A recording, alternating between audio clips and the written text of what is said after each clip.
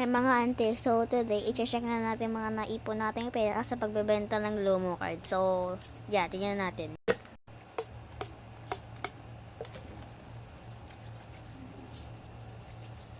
So, syempre, kailangan natin mag-alcohol kasi hahawak tayo ng pera.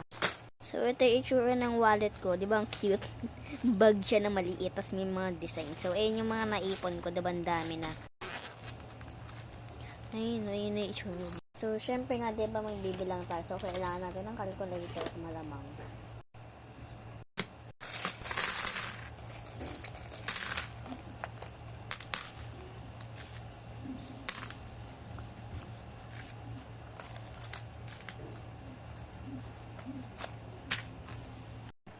So, ito siya lahat. Diba, ang dami niya na. So, yeah, bilangin na natin. Syempre, ito muna tong paper money. So, yeah.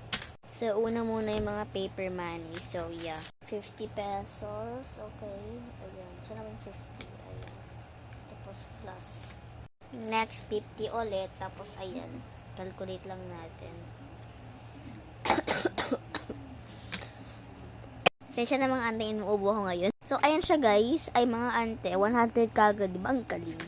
So, next natin 20. So, yan. So, 120 na siya. So, next naman itong isa pang 20. Yan. So, let's see. So, 140 na. Okay, unahin. Napapaos pa ako ngayon mga ante. So, unahin muna natin itong malalaking pera. So, ito, dalawang 20 pesos. Yan. Tapos, plus. Tapos, plus. 180 kagad mga ante. Sheesh. Tapos, itong mga 10 piso.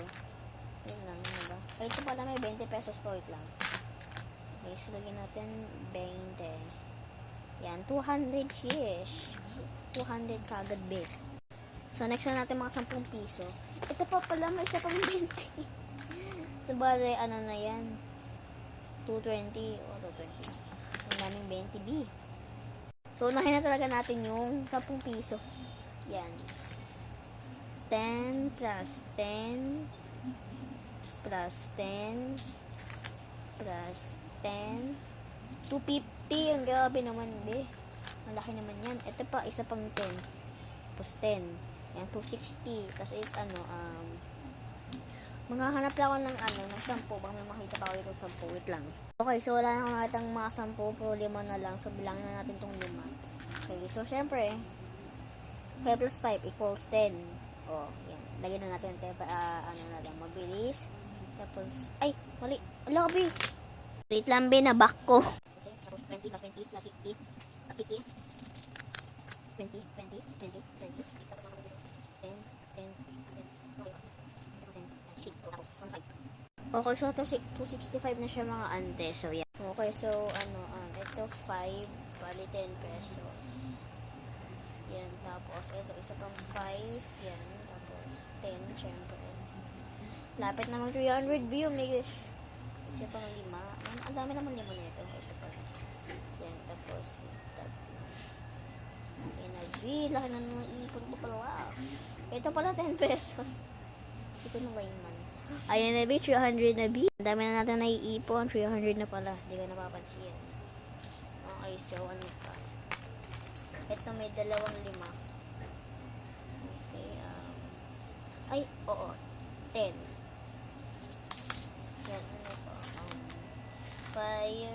May isa pa bang 5? Wala na yata. Ito pa. Yan, bali 10. Sinusure kay karayo ko ng isa-isa. Okay na to. 1 ba to? 1 2 ay 3 4 5 pesos. Yeah. Tapos ito 1 pesos. 2 3 4 5. So 5 ulit.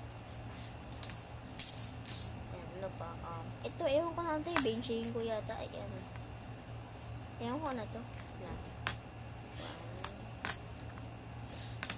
1, 2, 3, 4, 5. 5 ulit. O, yan. Dami ko na nag-ipon. So, bali, 340 na siya.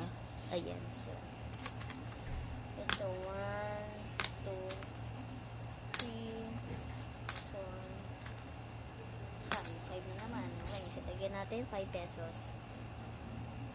Okay, 1, 2. Ito, hindi ko alam kung ano itong mga ito eh. Pero, ewan ko lang. Ewan ko kung ba't may ganito. Hindi nakasali yan. Yan to.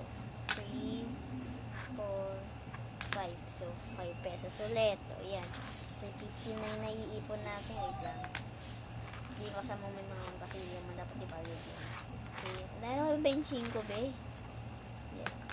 2, 3, 4, 5. Yung 5 pesos. So, yun yung mga naipon ko. Ayun na. 355. 355 na naipon kong pera. So, bali ang mga naipon dito is 355. Ang laki na nun. Ayun o. So, yeah, bye. Ayan, nakalimutan ko, bes. So, may ano pala. Bumili pala yung kaibigan, yung classmate ko, 3 new jeans. So, bali, 15 pesos yun. 15. So, bumili din isang classmate, 5 pesos naman. So, ayun pala yung naipon ko. 375. Pero di ko na pa nabibigay. Pero, sa Monday, sa pasokan na namin, ibabagay na sa akin yung bayad. Kaya, yan. Yun yung naipon ko.